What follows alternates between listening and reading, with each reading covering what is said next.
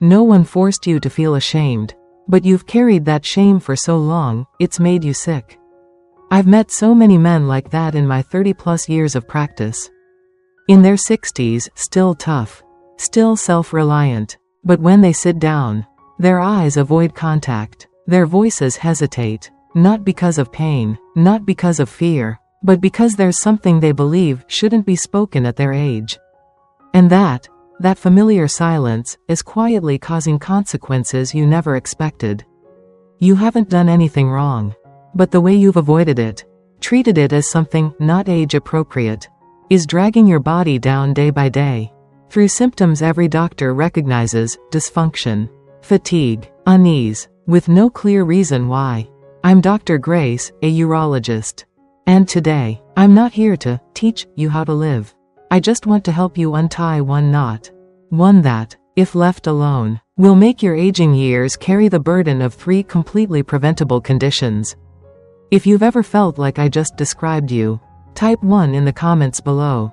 If you've never felt that way, just type 0. I don't need you to explain. The moment you're willing to be honest, that's the moment your healing begins. You know, a man's body after 60 is like a house that's been through a few storms. Still standing strong on the outside, but quietly beginning to wear down in places on the inside. And one of the clearest signs I see in many of my patients is insomnia.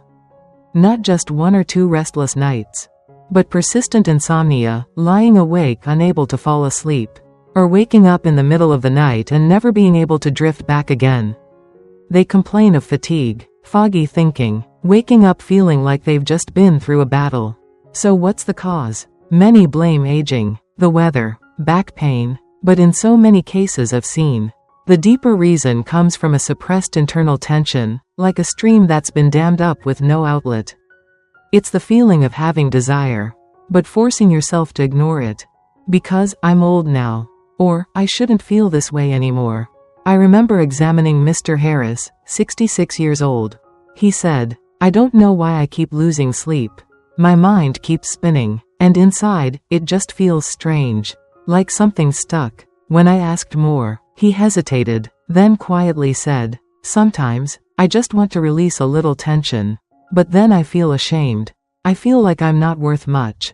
I looked at him and said gently, "Your body is speaking to you. It's not judging you for having needs, it's just tired of having to suppress them for so long." And you know what? After that, he started practicing breathing exercises before bed. He stopped trying to force his emotions away. Just a few weeks later, he came back and said, "I'm sleeping again, not perfectly, but at least I'm not tossing and turning all night anymore." And I never forgot that sentence, because it shows something simple. We don't have to do something grand to heal, we just have to stop pretending we don't need anything. When you were younger, maybe you pushed yourself to hold it in, to suppress your urges. But now, as you grow older, when your body needs to relax, to live more gently, continuing to suppress those needs becomes the very thing that keeps you restless, anxious, and sleepless. Young or old, it's the same, we all have biological needs. And ejaculation is a necessary part of that.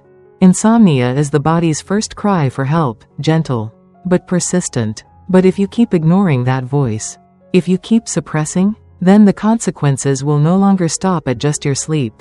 They'll go deeper, into the quietest parts of a man's body, the prostate. I've said before, the body no longer needs you to be strong, it needs you to be honest. But with the prostate, the body doesn't just ask for honesty. It needs flow, a stream that must be opened, regular, gentle. And when you block it, out of shame, out of discomfort, out of thinking, "I don't have those needs anymore," it accumulates. And anything that builds up for too long becomes toxic. Prostatitis is a classic example. Some might think, "I don't have sex. I live clean. I don't mess with anyone. How could I have an infection?" You're right, you haven't done anything wrong. But you've neglected the most natural biological rhythm: production, circulation, release. The male prostate, whether at 30 or 70, continues to produce fluid. That's a basic biological function.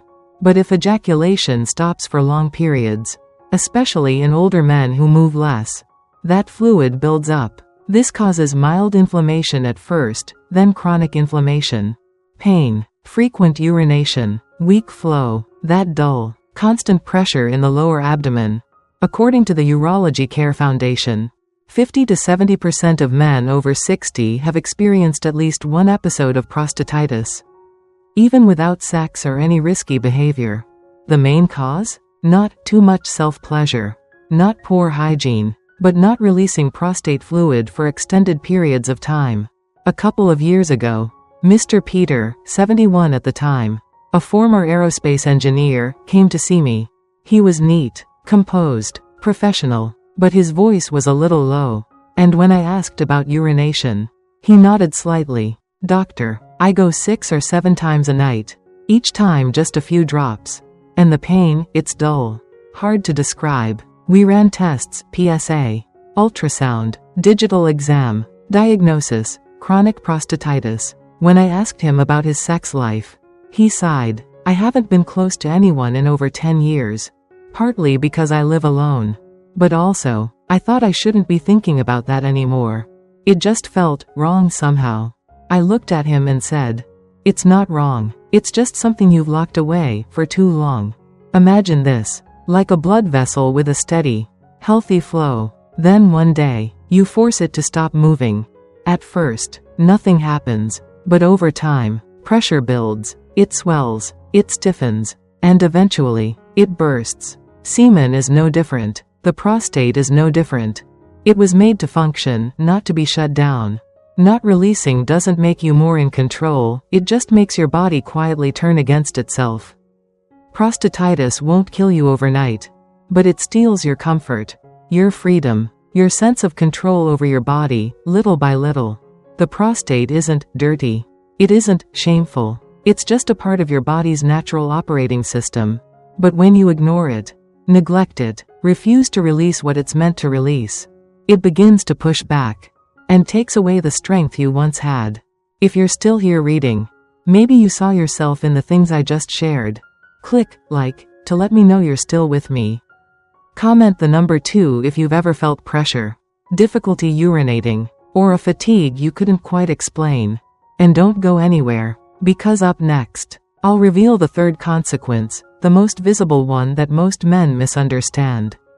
And finally, I'll give you the most important part: how to masturbate the right way, gently, deliberately, so your body can be freed, without your mind feeling it's something dirty.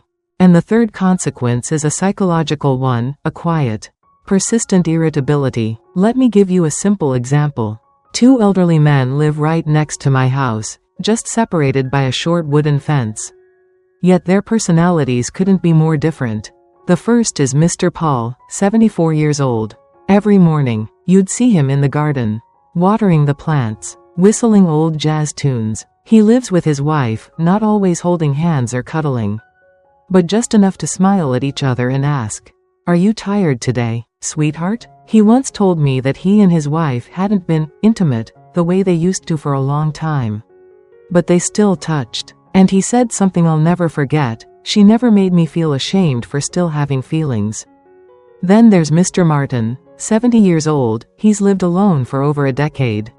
His house is spotless, but he always seems on edge.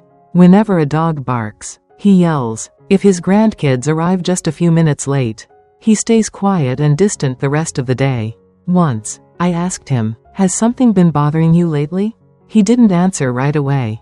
Then slowly, he said, "Not really. I just feel like there's something inside me, stuck. Like I'm uncomfortable, but I can't quite explain why." And I understood, he wasn't physically sick. He was being blocked from the inside. There are some things we don't talk about, not because they're too big, but because they're too personal. Mr. Martin's body wasn't weak, and he didn't have any obvious illness. But the act of forcing himself to ignore his own sexual feelings, to label something so natural as dirty, had created a life where he always seemed ready to explode. In contrast, Mr. Paul didn't take care of it often, and not in any aggressive way. But he didn't feel ashamed of still having those feelings. He chose to stay relaxed. He chose to live like a man who still had the right to feel joy and ease. See the difference? Two men, same age, similar lives, but one allowed himself to live honestly, while the other silently punished himself for simply being human. Unreleased emotions, when bottled up for too long, eventually turn into irritability, restlessness, and discomfort, and you won't even know why. You don't need to lash out at anyone, just allow yourself to breathe, to feel, and sometimes, to release in a healthy, private way. That alone can help you live more gently. If you see yourself in either of the two men above, leave a comment, "I understand now." And don't look away, because right after this, I'll show you how to masturbate the right way, with subtlety and gentleness, so you not only release physical tension, but also heal emotionally, in a way that is truly kind to yourself. I know, this is the part many people will want to skip or turn off. Maybe out of shame, maybe out of fear of being misunderstood.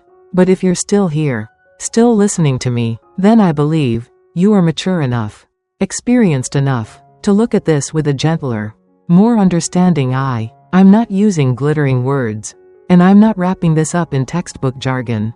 I'm just talking to you, as someone who's met many men just like you, quiet, reserved, but carrying something inside that's hard to breathe around.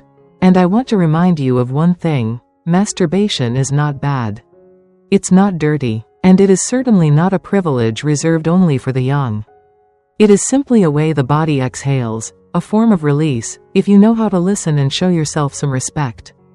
If you're ready, here is the way I recommend you try a subtle, private method that requires no medication, no money. Choose a quiet evening, no phone ringing, no TV noise, no one interrupting you. Take a warm shower first, just a few minutes, to help your body relax. Like opening the door for an inner conversation to begin.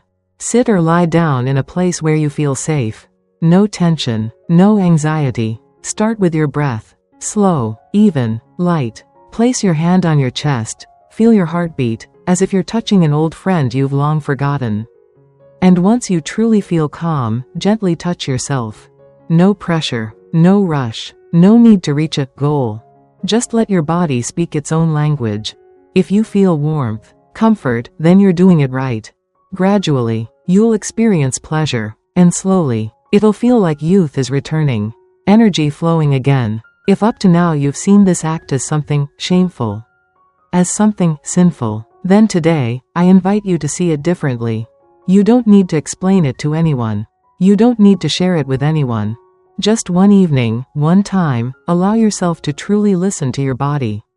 You deserve to touch yourself, with full respect. You see, there was never anything wrong with this. And yet, for all these years, you've convinced yourself, I should forget about it. At my age, I don't need this anymore.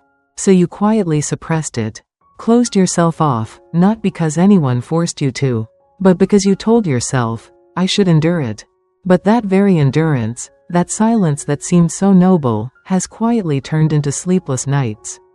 Endless late-night urination, and sudden irritability with no clear cause. People blame it on old age. But in truth, it's your body reacting to being neglected. You're not alive to please anyone. You don't need to play the role of a good man by denying your own natural needs. You live to be yourself. A man who has experienced life, pain, love, loneliness, and is still learning to gently reconnect with himself, in the kindest way possible. If you've listened this far, I thank you for your courage.